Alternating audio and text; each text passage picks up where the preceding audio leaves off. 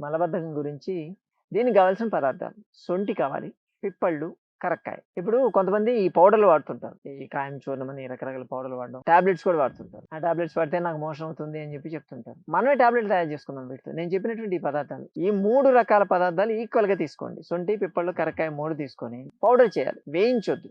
వేయించకుండా పచ్చిదే చేయండి. పచ్చిదే దాన్ని పౌడర్ చేసి దాన్ని ఒక డబ్బాలో పెట్టేసుకోండి. దానికి కొంచెం బెల్లం కలపాలి. నల్ల బెల్లం. అంటే ఈ సూపర్ మార్కెట్‌లో దొరికేటువంటి ఆ ఐస్ క్యూబ్స్ యెల్లో కలర్ ఉండేటువంటి బెల్లం వాడొద్దు. పాగు బెల్లం అంటారు చూసారా? అది గాని, లేకపోతే తాటి బెల్లం కానీ మీ ఇష్టం. మీకేది దొరికితే అది వాడుకోవచ్చు. దాన్ని కొంచెం బెల్లం కలిపేసి పెట్టుకోవచ్చు. పెట్టేసుకొని పొద్దున, మధ్యాహ్నం, సాయంత్రం హాఫ్ స్పూన్ విత్ హాట్ వాటర్‌తో తీసుకోండి. ఫుడ్ తిన్న తర్వాత గాని, ఫుడ్ తిన్న తర్వాతే బెటర్ అంటాను నేను. దీన్ని తీసుకోగలిగితే నైట్ అయితే పడుకోబోయే ముందు ఒక అరగంట ముందు దీన్ని తీసుకోగలిగితే పొద్దున, మధ్యాహ్నమేమో హాఫ్ స్పూన్ తీసుకోండి. నైట్ ఏమో 1 స్పూన్ తీసుకోండి. హాట్ వాటర్‌తో తాగి పడుకుంటే పొద్దున లేవగానే కొట్టేస్తుంది మోషన్.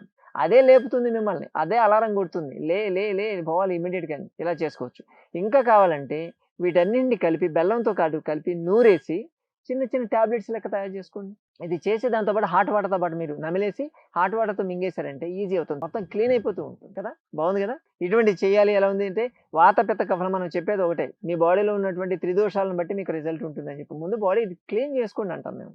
డీటాక్స్ చేసుకోండి. ఇటువంటియన్ని రెమెడీస్ పని చేయాలంటే ఒకసారి క్లీన్ చేసుకున్న తర్వాత పనిచేస్తాయి. చేస్తారు కదా! ఈ రెమెడీ చేసి రిజల్ట్ ఎలా ఉందో చెప్పండి.